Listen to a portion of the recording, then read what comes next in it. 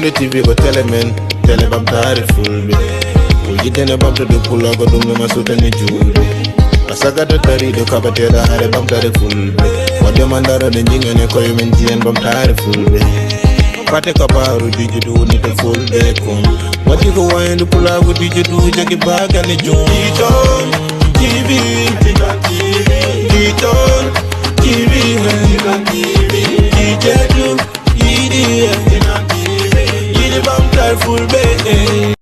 Salimo bébé conjua ngurda feccere fitano kenyelo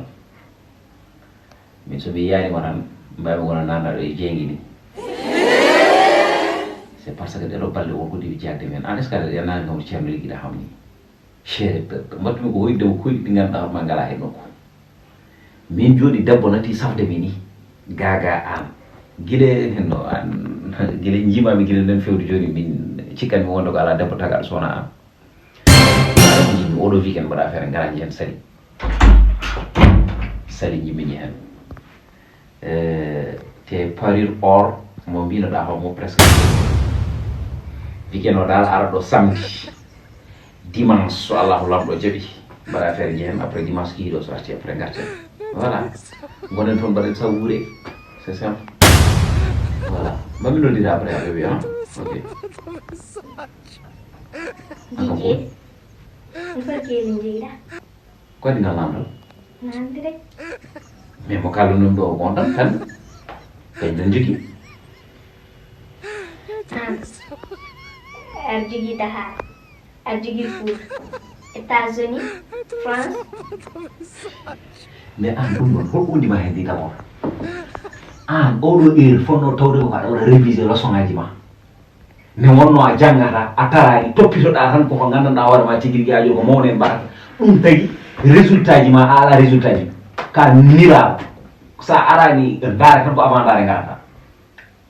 jola suko yo hattu suka be kay so na dum de andu ayaw may drawde mi famille ma dum don depuis que ça soit la première fois et la dernière fois tawa kam bada hala téléphone ada sunno kam wala dino je suis ada fer hina tan baba joni bari kamu yewden mo jidda desa buri dum lo ni ga na jagwal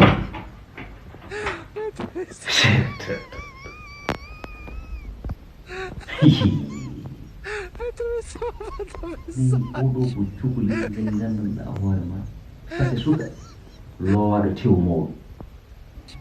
to la mai lo no je te le jure mai lo mais non vraiment la ko hay gonga de ko jona horom de hande ba ina ko fay ba jongo kumbo non vraiment ça ne va pas quoi donc conseil mo roki mo il faut aussi ya hen mi jawal gor mo jimmi be resul dum parce que dum ala paten dum do ala paten welani ha welani jola hali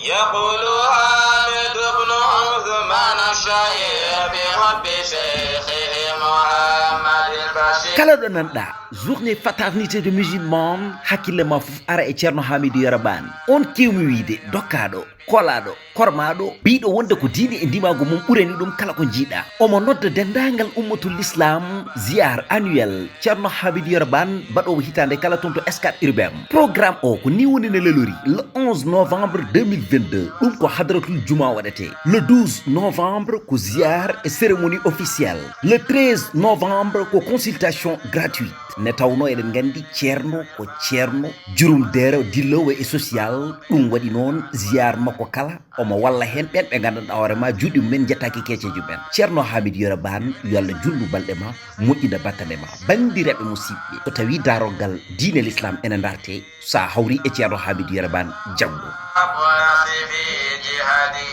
بسيفه وعلمه وكفه